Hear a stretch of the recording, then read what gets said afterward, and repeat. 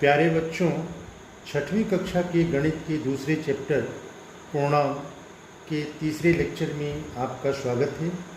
इसके पहले वाले लेक्चर में हम लोगों ने प्रश्नावली 2.1 के सभी प्रश्नों को हल कर लिया था और इस भाग में हम लोग आज पढ़ेंगे पूर्णांक संख्याओं के गुण, जिसमें पहला है समृद्ध, दूसरा है क्रम विनिमय गुण और तीसरा है साहचर्य गुण और चौथा है वितरण गुण। इसके अतिरिक्त कुछ हम लोग उदाहरण भी हल करेंगे।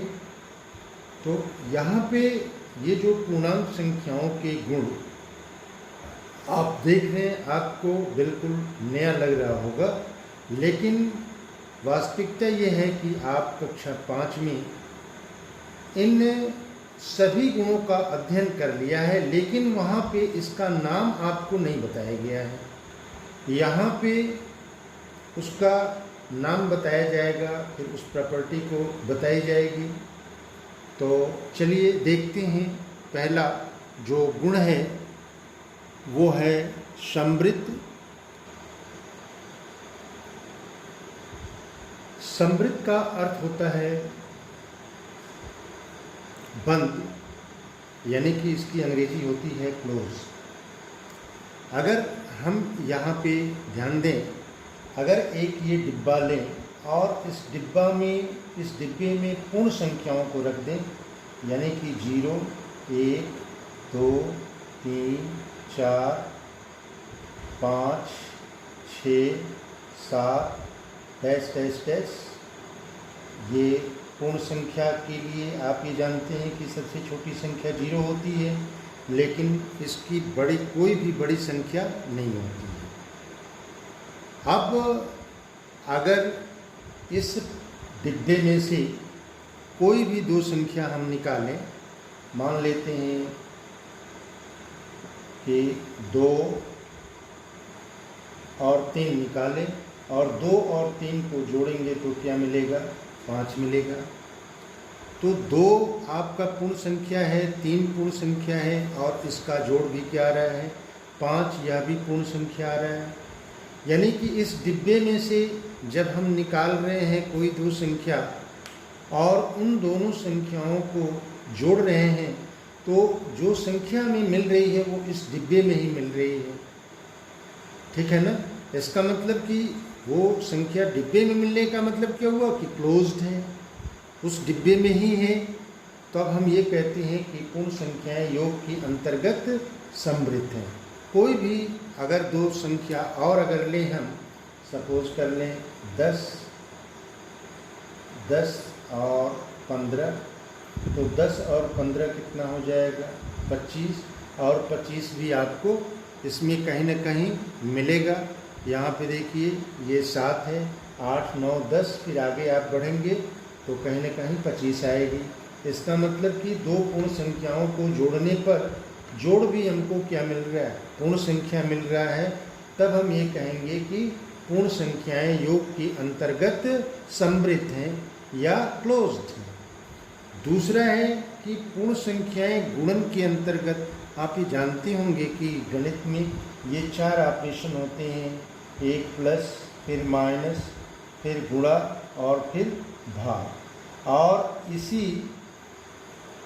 ऑपरेशंस को लेकर के हम चेक करते हैं कि ये योग के अंतर्गत समृद्ध है कि नहीं, घटाव के अंतर्गत समृद्ध है कि नहीं, गुणा के अंतर्गत समृद्ध है कि नहीं, भाग के अंतर्गत समृद्ध है कि नहीं। तो पहला आपने देखा कि पूर्ण संख्याएं योग के अंतर्गत समृद्ध हैं। दूसरा है कि पूर्ण संख्याएं गुणन के अंतर्गत समृद्ध हैं, इसको भी चेक कर लेते हैं। अब इसमें से कोई भी दो पूर्ण संख्याएं लें और उनका गुणनफल अगर पूर्ण संख्या आ जाता है, यानी कि इस डिब्बे में से कोई भी दो पूर्ण संख्या लेते हैं और उनको गुणा करते हैं और गुणा भी इस डिब्बे में आ जाता है, तो हम ये कहेंगे कि पूर्ण संख्याएं गुणन के अंतर्गत समृद्ध हैं। जैसे अगर 4 है, 4 और गुणे 5, 4 और 5 ये दो पूर्ण संख्याएं हैं, तो इनका गुणनफल क्या आएगा? 20 आएगा। 20 आपको इस डिब्बे में मिल जाएगा। यानी कि यह 20 क्या होगा, पूर्ण संख्या होगी। इसी तरह से 7 गुणे 8 है, तो ये बराबर कितना हो जाएगा, 56। 56 भी आपका इस डिब्बे में आएगा। तब हम ये कहेंगे कि पूर्ण संख्याएं गुणन के अंतर्गत समृद्ध हैं। अब बात करते हैं घटा के, यानी कि व्यवकलन की। अब इसमें से कोई दो संख्या हम लें और उनका अंतर निकालें, उनको घटाएं, तो देखें कि वो पूर्ण संख्या आ रही है कि नहीं, यानी कि वो संख्या इस डिब्बे में आ रही है कि नहीं। अगर हम मान लेते हैं कि 6 है, 6 में से 4 को घटाएं, 6 में से 4 को घटाएंगे तो कितना आएगा, 2। तो 2 तो इसमें मिल जा रहा है। लेकिन अगर 4 में से 6 को घटाएं, 4 ऋण 6 करें तो क्या कितना मिलेगा। अब ये देखिए, एक धन है, एक ऋण है, तो बड़ी वाली में से छोटी वाली को घटाएंगे तो 2 आएगा और बड़े के साथ ऋण का चिन्ह है। तो आप यहाँ पे ध्यान दें कि यह जो ऋण 2 है इस डिब्बे में नहीं है, यानी कि यह ऋण 2 पूर्ण संख्या नहीं है। तब हम ये कहेंगे कि पूर्ण संख्याएं व्यवकलन के अंतर्गत समृद्ध नहीं हैं। ठीक है। अब इसी तरह से हम ये भाग के अंतर्गत इसे हम चेक करेंगे कि ये समृद्ध है कि नहीं। तो यहाँ पे देखिए, ये 8 भागे 4 है, 8 भागे 4, 8 भागे 4, तो ये बराबर कितना होगा, 2।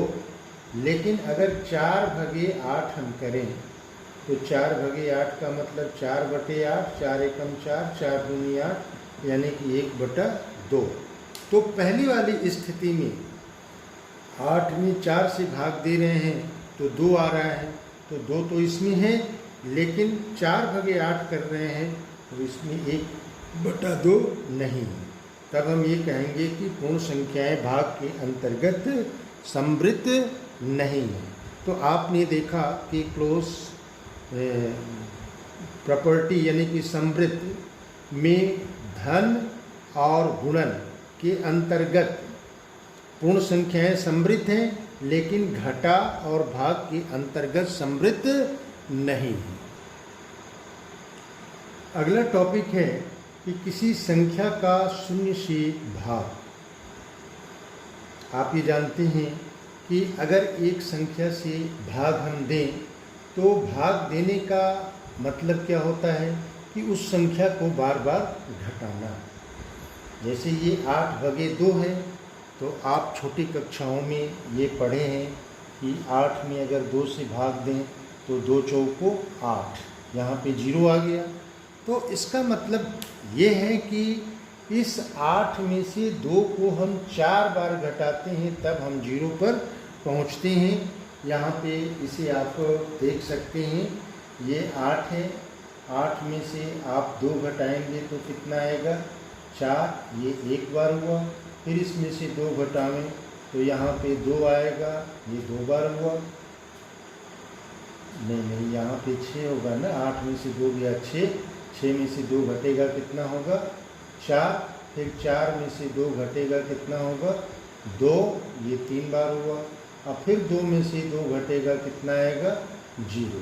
यानी कि 4 बार जब आप इसे 2 को घटा रहे हैं, यानी कि इस संख्या को बार बार घटा रहे हैं, तब आपको 0 मिल रहा है। इसका मतलब ये हुआ कि 8 भागे 2 बराबर कितना होगा, 4। इसी तरह से और भी एग्जाम्पल है, ये जैसे 24 भागे 8 है, तो अब आप क्या करेंगे, 24 में से 8 को घटाएंगे तो ये कितना बचेगा, 14 में से 8 घटेगा 6, और ये हो जाएगा 1, तो ये 1 बार हुआ। फिर 8 घटाएं तो यहाँ पे 8 बचेगा, ये 2 बार हुआ। फिर यहाँ से 8 घटाएं तो यहाँ पे कितना बचेगा, 3 बार। यानी कि 24 में से 8 को 3 बार जब घटाया जा रहा है तो 0 आ रहा है। इसका मतलब ये हुआ कि 24 भागे 8 बराबर 3। अब इसी तरह से आप एक और सवाल करके जान सकते हैं। ये 16 भागे 4 है, तो 16 में से 4 को बार बार घटाएंगे तो आप ये देखेंगे कि 4 बार जब आप घटाएंगे तो आपको 0 मिलेगा, यानी कि 16 भागे 4 बराबर कितना होगा? 4। अब हम देखते हैं कि किसी संख्या में 0 से अगर हम भाग दें तब हमें क्या मिलता है। तो यहाँ पे ध्यान दीजिए कि अगर हम 2 भगा 0 करें तो 2 भगा 0 का मतलब क्या हो जाएगा कि 2 में से 0 को घटाएं तो कितना मिलेगा? 2। फिर इसमें से 0 को घटाएं तो मिलेगा क्या चीज़? 2। फिर इसमें से 0 को घटाएं तो क्या मिलेगा? 2। तो यहाँ पे हम क्या देख रहे हैं? यहाँ पे ये देख रहे हैं कि 2 में से 0 को घटा रहे हैं तो प्रत्येक बार हमको कितना मिल रहा है? 2 मिल रहा है। 0 पर हम नहीं पहुँच पा रहे हैं, ठीक है ना। और एक चीज़ और इसमें ध्यान देने वाली बात है कि ये क्रिया कभी समाप्त नहीं हो रही है। तो प्रत्येक बार, चूँकि प्रत्येक बार घटाने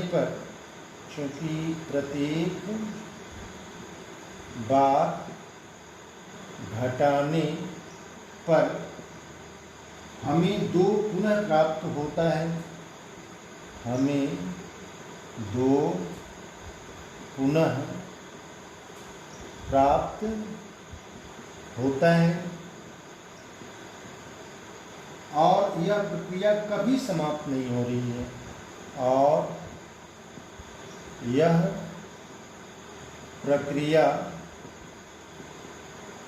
कभी समाप्त नहीं हो रही है।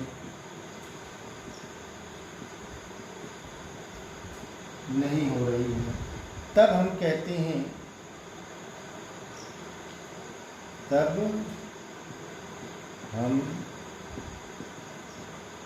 हैं कि 2 भगा 0 परिभाषित नहीं है।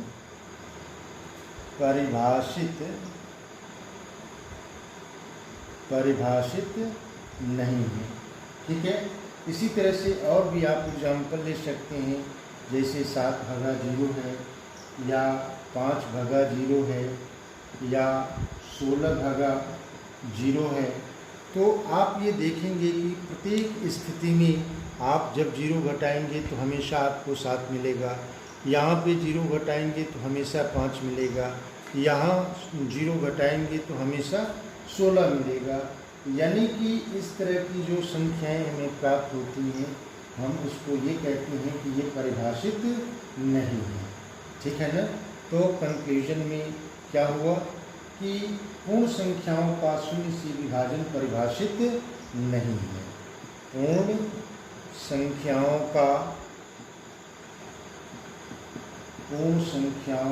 का शून्य से विभाजन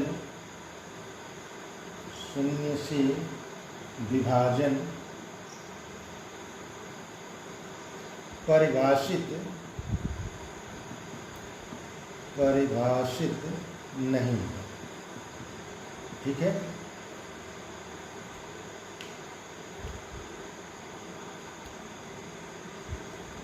दूसरी जो प्रॉपर्टी है पूर्ण संख्याओं की, वो है क्रम विनिमय गुण।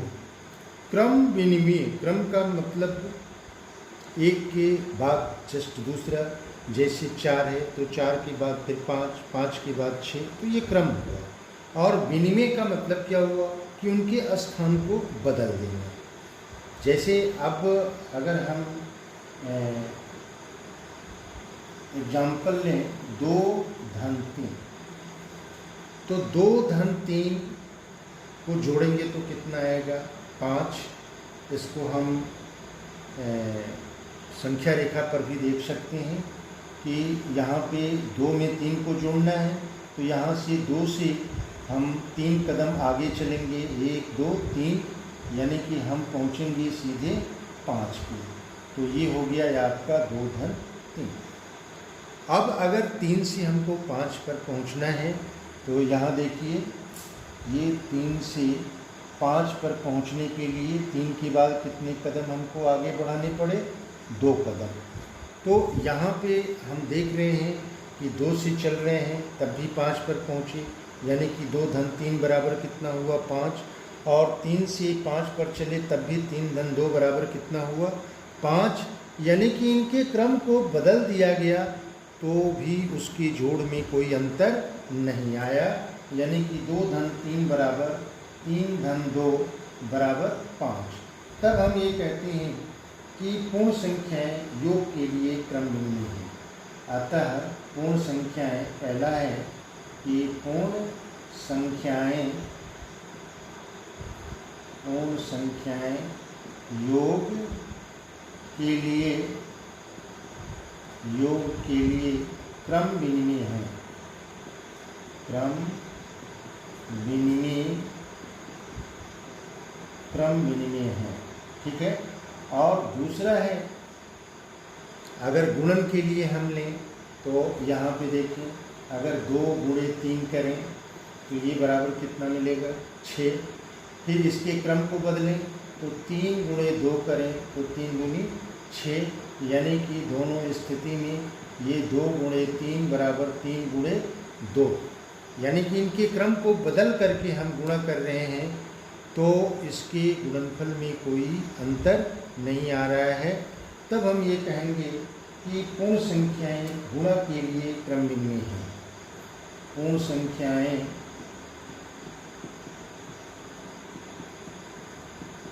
गुणा के लिए क्रम भिन्न हैं।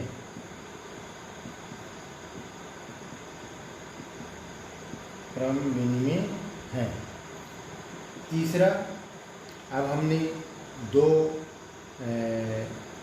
ऑपरेशंस यानी संक्रियाओं को चेक किया क्रम भिन्न के लिए। एक तो प्लस था और दूसरा मल्टीप्लिकेशन था, धन और गुणा। अब तीसरा है घटाव। यहाँ पे देखिए, अगर 2 ऋण 3 ऋण 2 करें, 3 ऋण 2, तो ये बराबर कितना होगा? 1। लेकिन अब 2 ऋण 3 करेंगे तो कितना होगा? -1। अब यहाँ पे हम देख रहे हैं कि 3 ऋण 2 2 ऋण 3 के बराबर नहीं है, तो यहाँ पे हम ये कहेंगे कि पूर्ण संख्याएं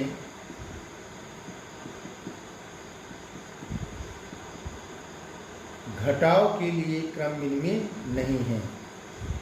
घटाव के लिए क्रम भिन्न में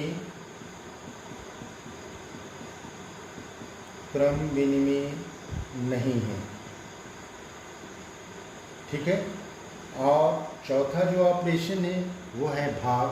तो यहाँ पे देखें 8/4, तो 8/4 बराबर कितना हो जाएगा? 2। अब 4/8 करें, इनके क्रम को बदलें तो 4/8, तो ये हो जाएगा 4/2, नहीं 4/8, 4 एकम 4, 4 दूनी 8, ये बराबर 1/2। तो यहाँ से हम क्या देख रहे हैं कि 8/4 ये 4/8 के बराबर नहीं है। अतः हम ये कहेंगे कि पूर्ण संख्याएं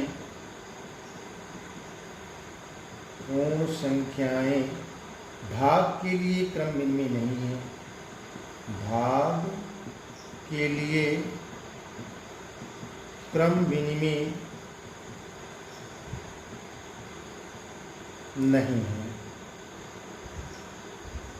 ठीक है।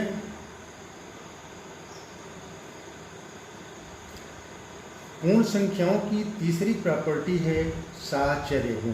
साहचर्य का मतलब क्या हुआ कि अगर कई संख्याएं दी हुई तो उनको समूह बना करके हम जोड़ें या घटावें या गुणा करें। तो पहला जो ऑपरेशन है, संक्रिया है, वो है धन। तो हम मान लेते हैं कि अगर 3 पूर्ण संख्याएं 2, 3 और 4 हैं, तो अब इन दोनों को अगर एक समूह में रख करके और इसको जोड़ें, फिर इसके बाद इसको जोड़ें, तो जोड़ कितना आएगा? 2 और 3 बराबर कितना होगा 5 धन 4 और ये बराबर होगा 9। अब समूह को चेंज कर दें, यानी कि 2 को अलग कर दें और 3 और 4 को एक साथ जोड़ें, तब देखिए क्या मिलता है। 2 धन 4 और 3 कितना होगा 7, ये बराबर 9। तो यहाँ पे हम क्या देख रहे हैं कि 2 धन 3 धन 4 बराबर 2 धन 3 धन 4 बराबर 9। तब हम ये कहते हैं कि पूर्ण संख्याएं योग के लिए साहचर्य हैं। पूर्ण संख्याएं योग के लिए साहचर्य हैं।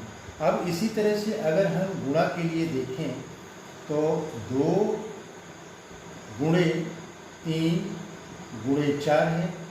तो पहले हम इसको एक समूह में रखें तो ये कितना होगा 2 तिहाई 6, फिर गुणे 4 ये बराबर हो जाएगा 24। अब इसके समूह को हम बदल दें, यानी कि 2 गुणे 3 गुणे 4 करें, तब ये कितना होगा 2 गुणे 12 और 12 दूनी 24। फिर हमें यहाँ क्या मिल रहा है कि 2 गुणे 3 गुणे 4 बराबर 2 गुणे 3 गुणे 4, यानी कि समूह को हम चेंज करके अगर गुणा करते हैं तब भी इसके गुणनफल में कोई अंतर नहीं आता है। तब हम ये कहते हैं कि गुणा के लिए पूर्ण संख्याएं गुणा के लिए साहचर्य हैं। यानी कि यहाँ पे कंक्लूजन क्या निकला, कंक्लूजन ये निकला कि पूर्ण संख्याएं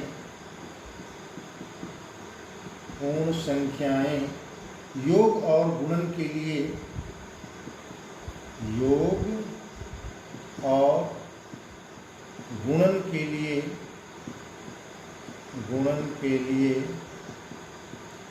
साहचर्य है। ठीक है। अब अगर हम ये घटाव और भाग के लिए देखें तो ये पूर्ण संख्याएं घटाव और भाग के लिए साहचर्य नहीं है। अब इसको हम लोग देखेंगे पूर्णांक संख्याओं में। ठीक है, तो अब कुछ उदाहरण भी करते हैं। तो यहाँ पे उदाहरण नंबर 1 है कि संख्या आपको दी हुई है 234, 197 और 103 को जोड़ना है।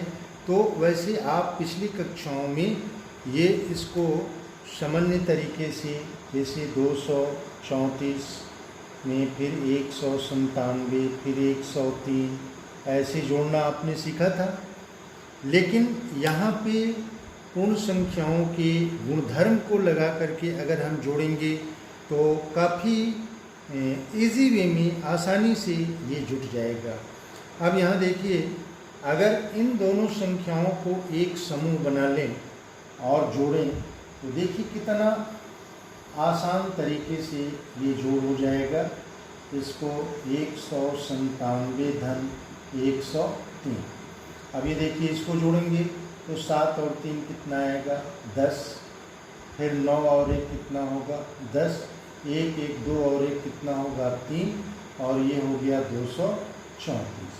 अब ये देखिए 234 में 300 जोड़ेंगे तो 534 मिलेगा। कितना आसानी तरीके से इसका जोड़ हो गया। ठीक है।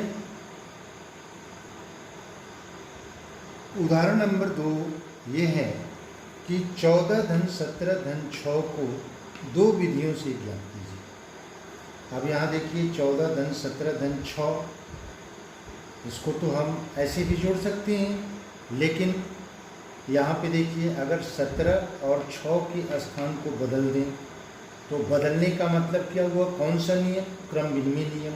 तो 17 को 6 के स्थान पर और 6 को 17 के स्थान पर, तो ये हो गया 14 धन 6 धन 17। अब 14 और 6, अब यहाँ हम साहचर्य नियम लगाएंगे। 14 और 6 को एक समूह में रख करके जोड़ें तो 14 और 6 कितना हो गया 20 और 10 17। अब जब ये 20 आ गया तो आसानी से जुट जाएगा। 20 और 17 कितना होगा 37। इसी तरह से आपको प्रयास कीजिए में दिया हुआ है, जो होमवर्क के रूप में भी आप उसको नोट कर सकते हैं। यहाँ पे 17 धन 18 धन 13 है, तो अब ये देखिए कि ये 7 और 30 को इसको अगर जोड़ें तो आपका इकाई का अंक 0 आ जाएगा। जब 0 आ जाता है तो जोड़ घटाव चाहे गुणा ये बहुत आसान हो जाता है। तो इसको अगर यहाँ ले आ दें, इसको यहाँ ले जा दें, तो इसका मतलब क्या हुआ कि क्रम विनिमय नियम यहाँ लगाएंगे तो ये हो जाएगा 17 धन 13 धन 18। अब इसके बाद से क्या करेंगे, इसके बाद से हम साहचर्य नियम लगा देंगे। यहाँ पे साहचर्य नियम, साहचर्य नियम, साहचर्य नियम का मतलब क्या हुआ कि समूह में रख करके इसको हम जोड़ेंगे। तो 17 और 13 को एक समूह में रख के जोड़े तो 17 और 13 कितना आ गया, 30 धन 18, ये बराबर 48। अब ठीक इसी तरह से इसका दूसरा सवाल है 16 धन 12 धन 4। तो यहाँ पर भी अब ये देखिए 16 है और ये 4 है, तो जोड़ेंगे तो कितना आ जाएगा, 6 4 10, यानी कि इकाई का स्थान 0 आ जाएगा। तो इसको एक साथ करने के लिए इसको हम इंटरचेंज कर दें, विनिमय कर दें। तो ये क्रम विनिमय नियम लगाएंगे तो ये 4 धन 12 हो जाएगा। अब 16 और 4 को एक समूह में रख करके यानी कि साहचर्य नियम लगा करके 16 और 4 को एक साथ जोड़ें और फिर 12 को जोड़ें तो 20 धन 12 ये बराबर 32 हो जाएगा। ठीक है।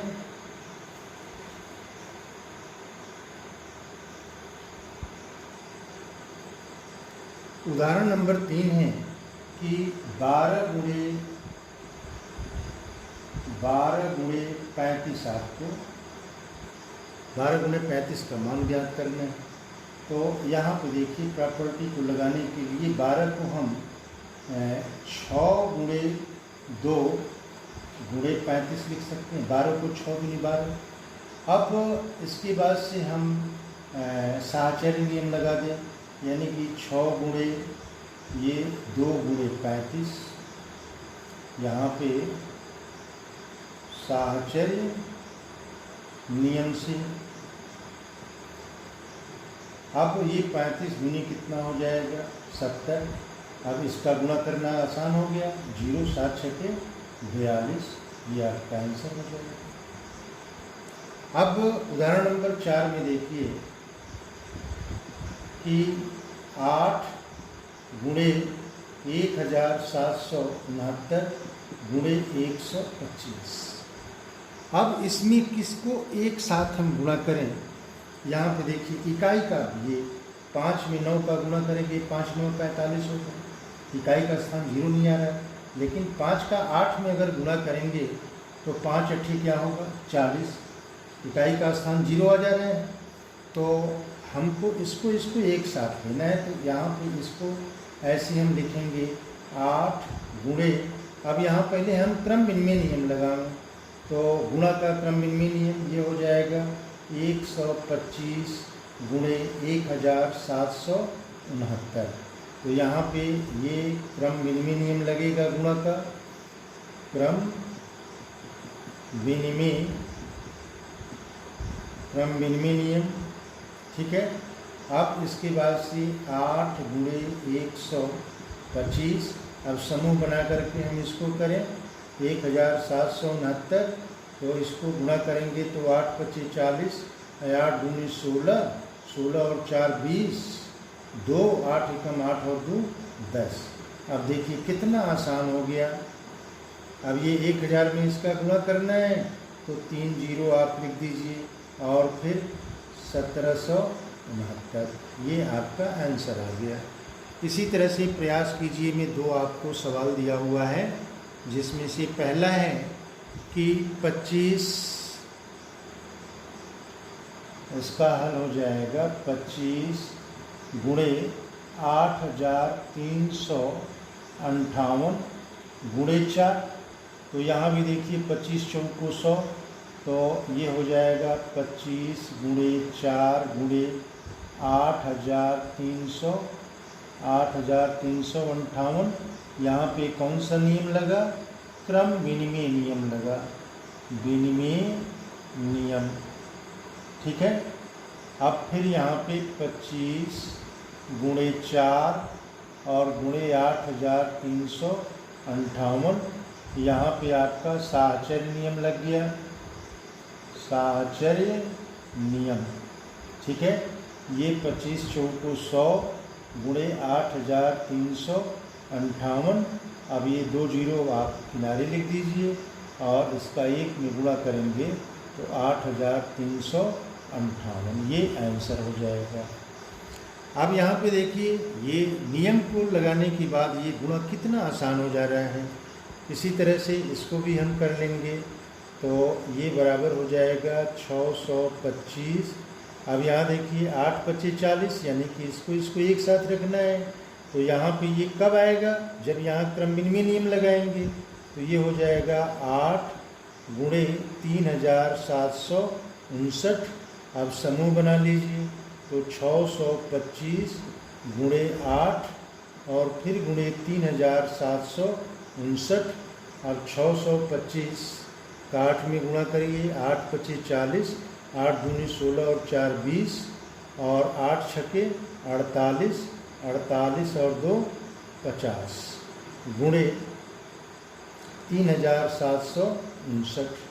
अब यहाँ पे 3 जीरो आप लिख दीजिए और 5 का इसमें गुणा कर दीजिए, 5 × 9 = 45, 4 अब 5 × 5 = 25, 25 और 4 29, 2 अब 5 × 7 = 35, 35 और 2 37, 3 अब 5 × 3 = 15 और 3 18। ये आंसर आपका आ गया। ठीक है, तो ये क्रमभिन्न नियम से संबंधित और साहचर्य के गुण नियम से संबंधित भी हम लोगों ने कुछ सवाल किया। अब इसमें एक प्रॉपर्टी और बच रही है, वो है वितरण नियम। तो इसको हम लोग अगले भाग में करेंगे और फिर उससे संबंधित कुछ सवाल भी करेंगे, फिर प्रश्नावली पर पहुंचेंगे। और आज का लेक्चर मैं यहीं समाप्त कर रहा हूं। ये मेरा वीडियो कैसा लगा आप कमेंट करिएगा और इस वीडियो को लाइक कीजिए, शेयर कीजिए, सब्सक्राइब कीजिए ताकि अधिक से अधिक बच्चे इसका लाभ उठा सकें। Best of luck.